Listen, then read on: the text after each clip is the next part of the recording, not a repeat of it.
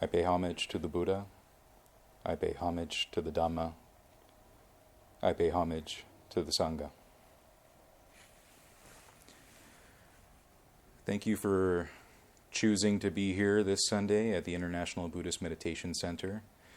You could have just as easily chosen to be at the International House of Pancakes, so thanks for choosing us instead, although pancakes are delicious. So I have about almost 2 pages of talking notes here. We'll find out if I bit more than I can chew, or if, much like a college essay, I just have cheated through 12-point font, Times New Roman, double-spaced. But in any case, my topic today is reverence. And that's not a word that's often used in America and talking about Buddhism. I think in much the same way, when I've been looking at my past talks over the last few months, I've been maybe purposefully using words that we don't often hear in Buddhism in America, because I think that using these words in new and interesting ways opens up another way of perceiving the Dhamma. One word that I've been using a lot is intimacy, in terms of developing understanding, in terms of developing wisdom. That when we're working on mindfulness, when we're working on attentiveness and attention in meditation in our daily lives, we're also talking about this intimacy, because in English we often use intimacy to talk about romantic involvement, romantic entanglement, but intimacy really means to know something very well, to have very close proximity to it. And so I think that's why it's helpful to use that word, intimacy or intimate awareness, when talking about mindfulness, when talking about meditation, when talking about how it is that we go about our day-to-day business. And I feel much the same way about the word reverence. But before I get into why I think that's a useful word, I think that one of the reasons why we don't hear words like reverence in Western American Buddhism is possibly because we have a tendency to emphasize the psychological aspects of Buddhism, especially meditation, and for lack of a better term, the self-help aspects of Buddhism. And so it's easy to hold the misconception that all of our attention should be placed squarely in the mind and all the thoughts that take place there. And I think that on this path, our attention is on all of our reality, all aspects of it. The good, the bad, and the boring. We start with what are called the sense bases, ayatana, right? So when we talk about these sense bases, we have the eyes, and then all visible objects, the ears, all sounds, the tongue, all tastes, right? The body, all touch sensations. And it's all the normal 5 senses, but in Buddhism we also talk about the mind as one of these sense bases, one of these sense doors, and mental objects as the things that the mind comes into contact with. And we not only start there, but we end with them as well, because they are how we know and experience the world. And at first, we are caught up in these sense bases, right? We are so deeply invested in sights, smells, tastes, sounds, all of that, and the mental objects, all the things that we become attached to. And so in Buddhist philosophy, when we talk about these sense bases, they're often talked about in reference to dependent origination, the 12 causal links. Basically, it all comes down to, through these sense bases, we come to these impressions, good impressions, bad impressions, neutral impressions. And through them, we form attachment and aversion. And through them, we become deluded. But they're also the very vehicles through which we grow in awareness. We grow in mindfulness, we grow in wisdom, because these are the ways we know the world. And so this gets into Buddhist philosophical epistemology, which is, we can really get into that, but the point that I think we should take away is that these sense bases are how we interact with the world. Because these internal aspects, the part that are just our bodies, and the externals of the world have to come into contact for us to experience anything. And so there is this misconception that Buddhism is all about coming to the mind and only staying in the mind, and you can go off and live in a cave and not have to interact with the world and shut off all your senses and there you are. And as if that alone could lead to anything. And yet we see that not only in the in Tipitaka, but even just in the lives of the monks for thousands of generations, or rather hundreds of generations, you see that there's always interaction with a community. There's always interaction with the world. In fact, the Buddha encouraged that. That's why there were not only monastics, but lay people. It wasn't as if you had to stop dealing with the world. It's not as if the world was demonized. And I think we have this perception of Buddhism in the West, partially because of how Buddhism came into America, I want to say in the 1800s, and how it was purposefully vilified because a lot of Christians were intimidated by the religion. And so they played up aspects of like nihilism and like aversion to society and the world, and they played up this view that Buddhists are annihilationists, that we're seeking our own undoing, that we're seeking some kind of permanent death, when really what we're seeking is no more rebirth, right? And I think that's carried through a little bit, because there is still this view that when we learn about samsara, that we learn about suffering, perhaps we grow too aversive of the world. And in reality, it's not that Buddhists or the Buddhist way is an aversion to the world, but rather it's precisely our cravings and aversions that cause our distress, our dissatisfaction, our suffering in the first place. So this line of thinking that we're only dealing with the contents of the mind, that we're only turning towards the internal, I think comes from that notion that I brought up in my last talk about fixing the mind. And really, that's not the goal of meditation and not the goal of the Buddha's Noble Eightfold Path. We might say that the goal is transcending the limitations of the mind. And I say this because the mind is already very good at thinking about itself and being dissatisfied with what it finds. So the path is not about scrutinizing our minds, seeking these faults, and trying to correct them.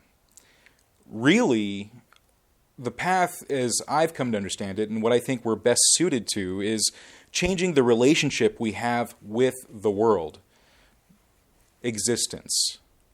And that includes our minds, but also so much more. It includes everything that we come into contact with.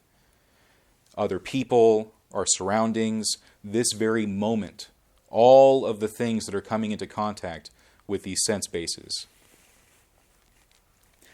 And before we learn about the Four Noble Truths, we can sometimes be very dismissive of much of our reality. When I think on what life is like without the Dhamma, then it's really just existing as best you can, trying to find what pleasures you can, and it becomes, I don't want to say a kind of hedonism, but it certainly becomes a kind of consciousless living. It's not active living. It's not living consciously. We're We're just feeding these cravings. And, I think about, say, the experience of like going to the movies.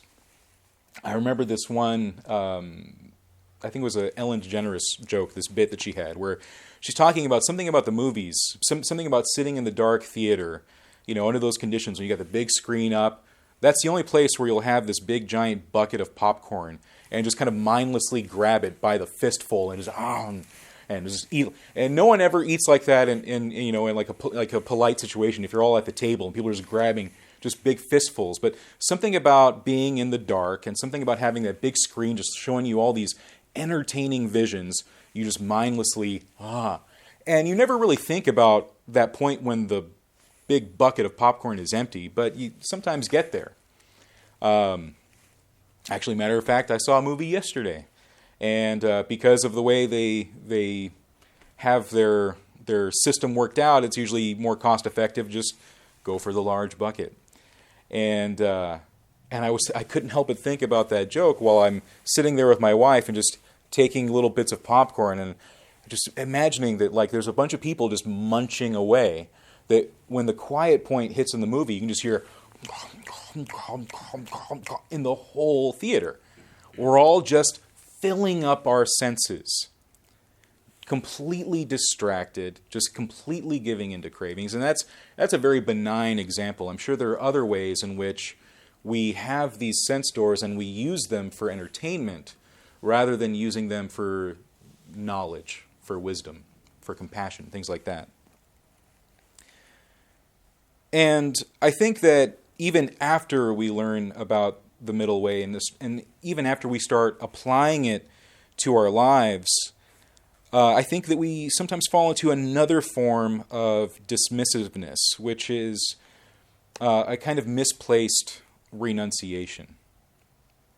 I think that in the West, we sometimes confuse Buddhist renunciation with the kind of renunciation we might find in, say, Catholicism or other forms of Christianity, in which the world is seen as corrupt, as wrong, as sinful, and all of the pleasures to be found here, likewise sinful.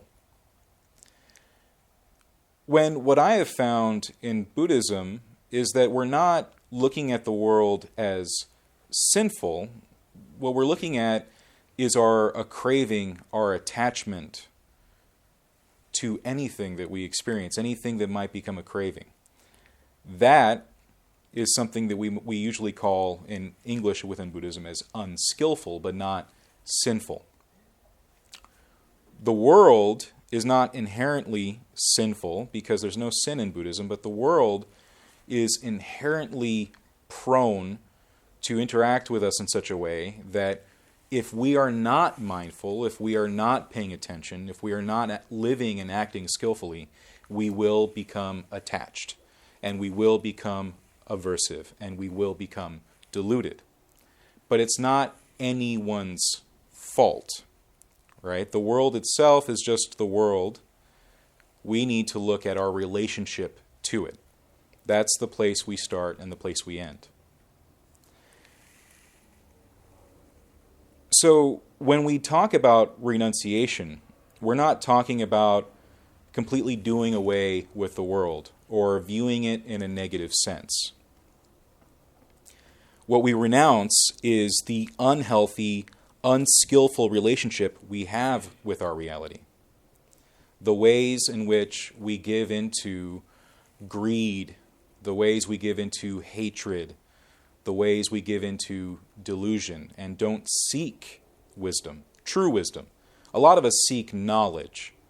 And I think it was maybe a couple talks ago, I was talking about how there's a difference between knowledge and wisdom. There are very knowledgeable people out in the world. They have a lot of information.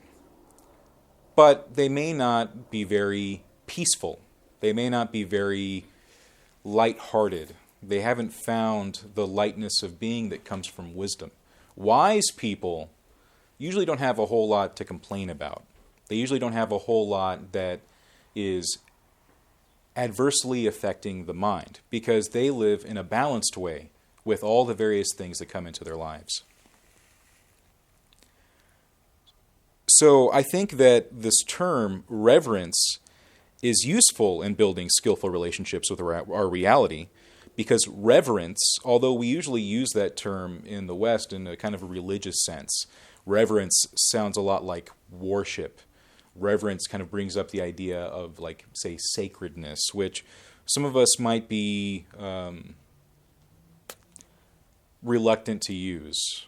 Some of us carry baggage, say, from previous religions. But reverence, when you really look up the definition, just means a deep respect for something. And when you really think about it, how much of us actually have a deep respect for all the moments of our lives? We can have respect for things that we consider to be important, like being right here in this temple. We might have a certain amount of respect for this moment. But say, like my little joke earlier, we were at IHOP, right? If we were at the International House of Pancakes and we had a short stack in front of us, where's our reverence then? When we're standing in line at the DMV, or we're at dinner and a bunch of people leave to the restroom and you're there alone, no one to talk to, no real interaction. Where's your reverence then? Your respect for that moment? How often do we just fall into a sort of zombie state, unconsciousness, and just reach for the phone, start scrolling through, not participating in what's happening right here, right now? How much of the time are we living in distraction or living to escape what's happening right here and right now? How much respect are we giving it? How much reverence are we giving these moments? And for me, I think that's very important, because even as a Buddhist, I don't feel that I'm always doing that. I catch myself. I can't help but, if I'm not reading a book or talking to someone, or if there's not music in the background, just kind of itching for that phone and start scrolling through stuff. I can't sometimes abide the silence like I know might be more useful if I did. I think that we live in a society of distraction, of constant stimulation, and when we don't have that and we're faced with just the reality of being in the moment, kind of panic maybe sets in, that we have to fill it up, these spaces.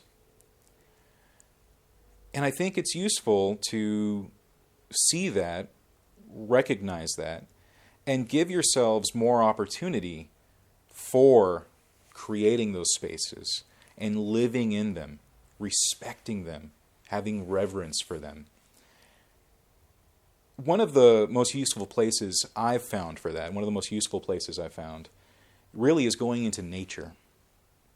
Because when you go into nature, and I think that there's a reason why in early monasticism a lot of monks would go out into the forest to meditate, is because something happens when you're there. You can't help but see interconnectedness. You can't help but see the way life unfolds. And even with something like meditation, you can't help but see how you live in relationship to other things. Even in terms of the Buddha himself, I can't help but see those connections. The fact that the Buddha was born under a tree, found liberation under a tree, and also passed away under a tree, outdoors. And when you sit in meditation, and one of the places he suggested for meditation is at the base of a tree, you find relationship there too. Because if you're like me and meditate on the breath, then you start to realize that I'm not even alone in breathing. Quite literally, even scientifically, the tree that I'm sitting under is breathing with me. The exchange of oxygen and carbon dioxide is happening right there. That tree is breathing, I'm breathing, and we're doing it together. Even in a room of people, we might not be helping each other with the oxygen. I think we're all kind of competing for it, but even when we sit together. It's not just that we are a community, we are, but it's also that we are connected, that we have a relationship to each other.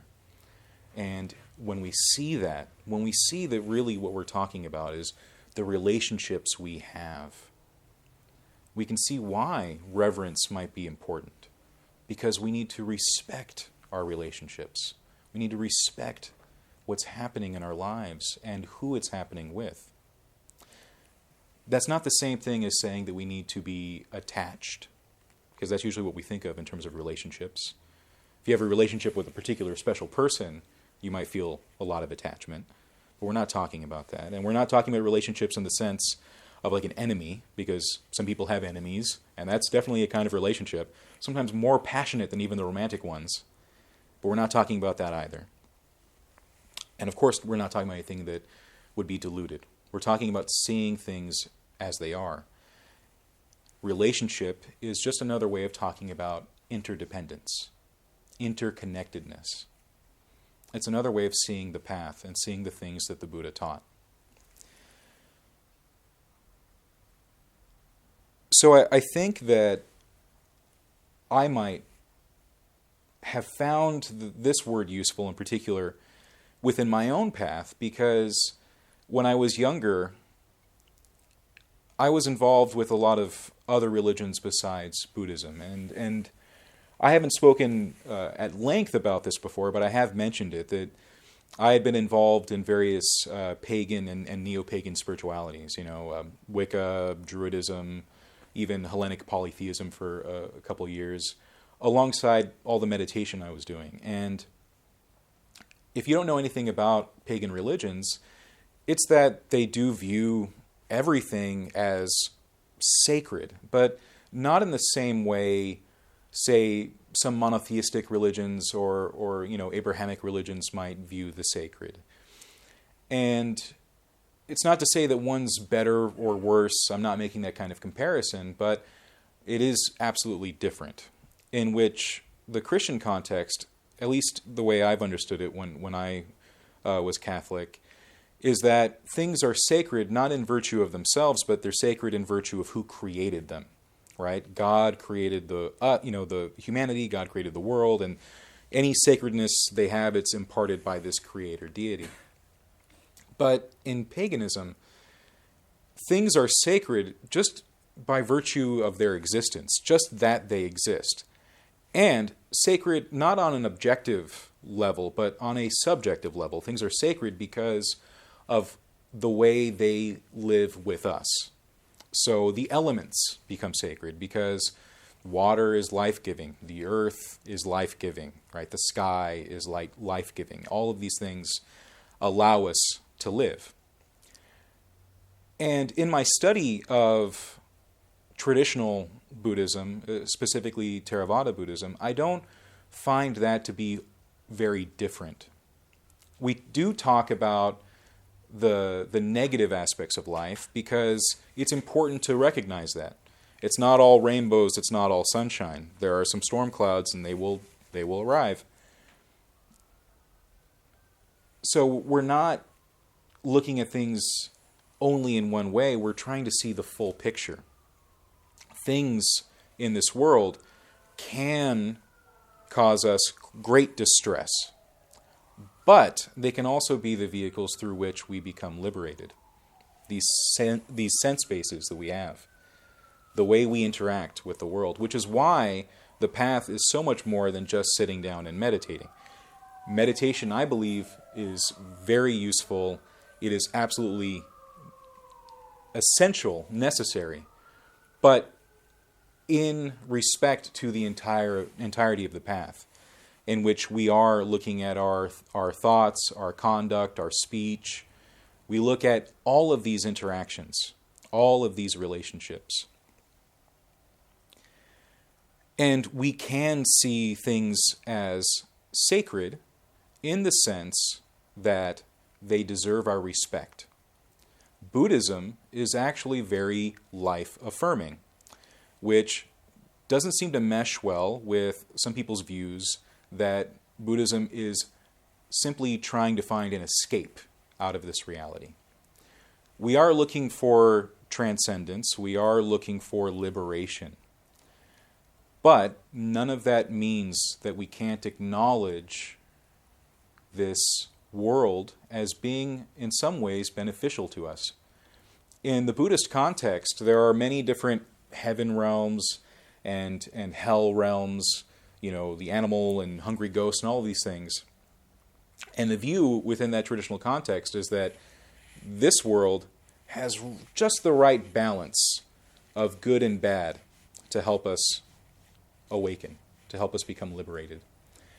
And some of you might not take much stock in the idea of heaven realms and hell realms, and that's not really the point. You can look at this world on its own and say, there's enough good and bad here that I can acknowledge, that I can respect, and find useful in building a healthier relationship with my mind, with my friends and family, with the world itself, with nature itself, to live in a balanced, skillful way, to live in a life-affirming, loving, generous, compassionate way.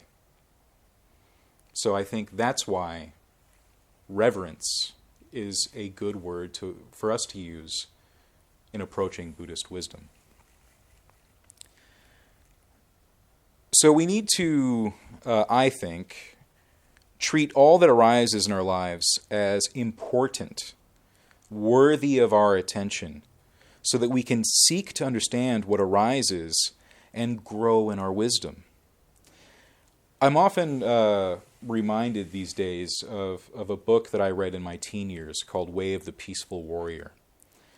And I don't know if any of you have read it. It is a kind of old book now. I think maybe it was published maybe early 80s, something like that. But I read it several years after that because I'm actually pretty young. But the book itself borrows from many different spiritualities, but there is a lot of Buddhist wisdom to be found in there. And one of the quotes that I've always carried with me since I read it when I was maybe 14 is that there are no ordinary moments. Now, I don't know if the author of the book created that phrase himself, and I don't know if there's someone else who said it before, but it strikes me as true. There are no ordinary moments.